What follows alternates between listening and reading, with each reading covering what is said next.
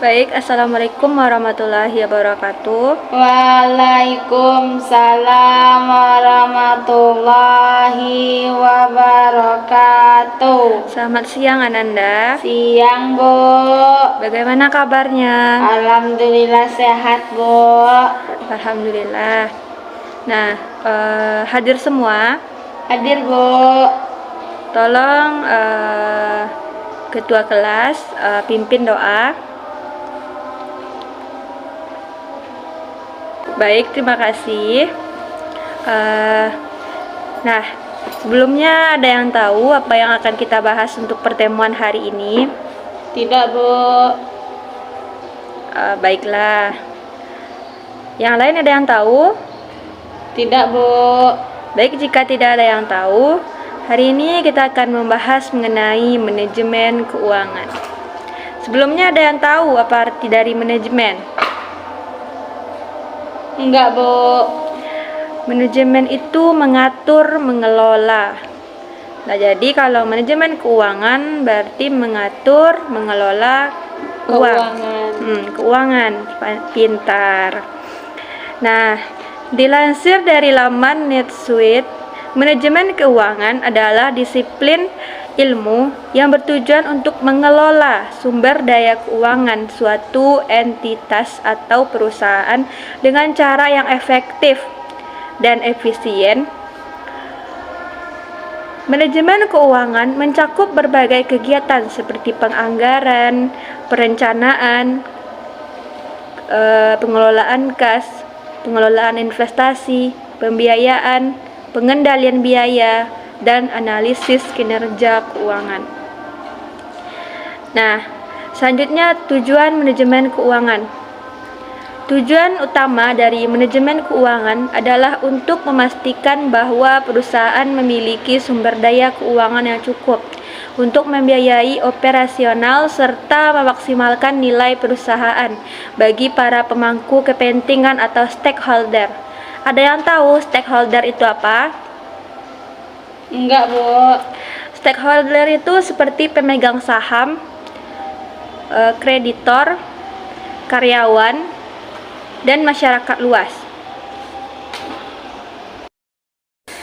Nah, tujuan utama dari manajemen keuangan lainnya adalah yang pertama meningkatkan profitabilitas perusahaan, memaksimalkan keuntungan perusahaan dengan mengelola sumber daya keuangan. Yang kedua, meningkatkan ekuilitas, memastikan bahwa perusahaan memiliki cukup kas untuk memenuhi kebutuhan operasional dan sumber daya tepat waktu dan membayar utang tepat waktu. Yang ketiga, meningkatkan nilai perusahaan dengan memilih investasi yang tepat dan mengelola nilai keuangan secara efektif. Yang keempat, meminimalisir nilai keuangan. Yang kelima, menjaga hubungan baik dengan pemangku kepentingan atau stakeholder tadi. Nah, dari tujuan tersebut ada yang ingin ditanyakan? Enggak ada, Bu. Baik, jika tidak ada, kita lanjut ke prinsip manajemen keuangan. Prinsip manajemen keuangan itu ada prinsip kehati-hatian. Yang kedua, prinsip kemandirian. Yang ketiga, prinsip pengambilan yang memadai. Yang keempat, prinsip likuiditas. Yang kelima, prinsip relevansi. Yang keenam, prinsip konsistensi. Yang ketujuh, prinsip transparansi. Nah, jadi di antara ketujuh prinsip ini, prinsip yang mau ditanyakan tentang prinsip di antara ketujuh prinsip ini. Kalau prinsip transparansi itu gimana ya, Bu? Nah, terima kasih Ayu. Prinsip transparansi itu prinsip yang transparan, yang sifatnya itu transparan atau terbuka, sehingga berapa nanti uang yang dihasilkan dan uang yang dikeluarkan itu akan jelas. Tidak ada yang ditutup-tutupi dari perusahaan maupun karyawan, sehingga pengelolaan uang dari prinsip transparansi ini dapat dipercaya. Makanya di antara prinsip tadi, prinsip transparansi merupakan prinsip yang dianggap paling terbuka atau paling jujur. Ada lagi, Ayu? Tidak, Bu. Oke, terima kasih. Nah, selanjutnya kita akan membahas mengenai fungsi manajemen keuangan. Yang pertama ada penganggaran dan perencanaan. Penentuan tujuan keuangan jangka panjang dan jangka pendek perusahaan serta merencanakan cara untuk mencapainya. Nah, di sini nanti fungsi manajemen keuangan. Nah, manajemen keuangan ini nanti berfungsi atau bertugas untuk dari perencanaan cara untuk mencapai keuntungan. Nah, yang kedua ada pengelolaan kas. Melibatkan pengelolaan arus kas perusahaan, termasuk mengelola penerimaan kas, pengeluaran kas, dan investasi ke perusahaan. Nah, pengelolaan kas ini mulai dari pemasukan, pengeluaran, dan bagaimana kas itu digunakan, itu akan dikelola. Yang ketiga ada pengelolaan investasi. Pengambilan keputusan investasi yang tepat dengan mempertimbangkan risiko dan potensi pengambilan investasi. Nah, investasi ini nggak bisa sembarang kita terima aja, pasti ada risikonya nanti. Nah, makanya ada fungsi manajemen keuangan sebagai pengelolaan investasi, di mana setiap keputusan tentang investasi itu akan diatur atau akan dirumuskan terlebih dahulu, didiskusikan terlebih dahulu apakah investasi itu diterima atau tidak, apa risikonya jika menerima investasi itu. Makanya dalam sebuah perusahaan itu ada pengelolaan keuangan, di mana tugasnya salah satunya tadi yaitu pengendalian atau pengelolaan investasi. Nah, yang keempat ada pembiayaan. Pembiayaan ini mencakup pemilihan sumber pembiayaan yang tepat untuk membiayai kegiatan operasional perusahaan seperti pinjaman, obligasi, dan saham. Yang kelima ada pengendalian biaya, meliputi mengidentifikasi, menganalisis, dan mengembalikan biaya perusahaan untuk memastikan efisiensi dan efektivitas operasional. Yang keenam ada analisis kinerja keuangan. Nah, di sini mencakup pemanfaatan kinerja keuangan perusahaan, termasuk menganalisis laporan keuangan dan mengidentifikasi faktor yang mempengaruhi kinerja keuangan perusahaan. Nah, di sini nanti di setiap keuangan atau menggunakan uang atau sesuatu yang menggunakan uang itu pasti menggunakan laporan keuangan. Nah, laporan keuangan itulah nantinya yang akan dianalisis sesuai tidak dengan jumlah yang digunakan, sesuai tidak dengan jumlah harga pasar.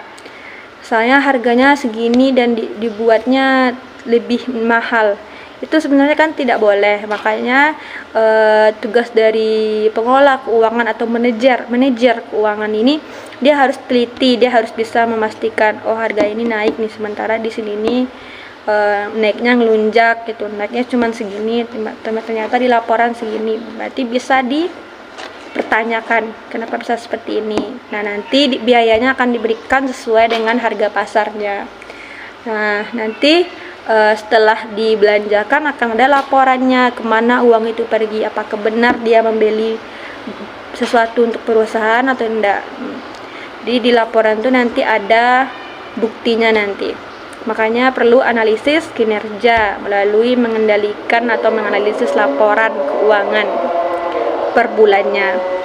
Nah, yang ketujuh ada manajemen risiko keuangan.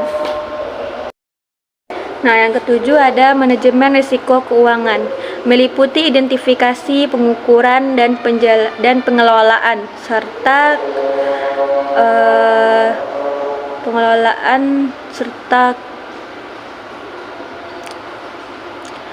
Dan yang ketujuh ada manajemen risiko keuangan, meliputi identifikasi, pengukuran, dan pengelolaan risiko keuangan yang dihadapi perusahaan, seperti risiko pasar, risiko kredit, dan risiko operasional. Seperti yang kita ketahui, tidak semua usaha itu menguntungkan, pasti adanya risiko. Dengan mengambil langkah ini, langkah itu, pasti adanya risiko. Nah, untuk itu kita memerlukan manajemen risiko keuangan. Bagaimana nantinya kalau kita rugi, tidak mendapatkan keuntungan, bagaimana tindak lanjutnya, bagaimana manajemennya, itu sudah ada. Nah, baik, kepada anak-anak, Ananda semua, apakah ada yang ingin bertanya? Tidak ada, Bu.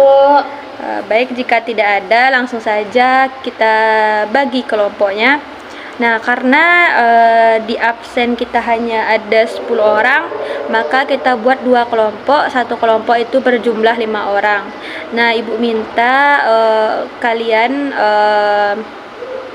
mencari tentang prinsip manajemen keuangan, yaitu coba dicari prinsip kehati-hatian, prinsip kemandirian, dan prinsip pengembangan yang memadai untuk kelompok 1, dan prinsip likuiditas, prinsip efisiensi, dan prinsip konsistensi, serta prinsip transparan untuk kelompok 2. Nah, itu tolong dicari apa prinsipnya, bagaimana cara kerja prinsipnya. Nah, nanti minggu depan akan Ibu tanya lagi, akan Ibu cek, dan akan Ibu periksa untuk Ibu nilai. Nilainya akan langsung dimasukkan ke dalam buku nilai Ibu, ya. Baiklah, jika tidak ada yang ingin ditanyakan lagi, karena waktu kita juga sudah habis, Ibu tutup. Assalamualaikum warahmatullahi wabarakatuh. Waalaikumsalam warahmatullahi wabarakatuh. Terima kasih, Ananda.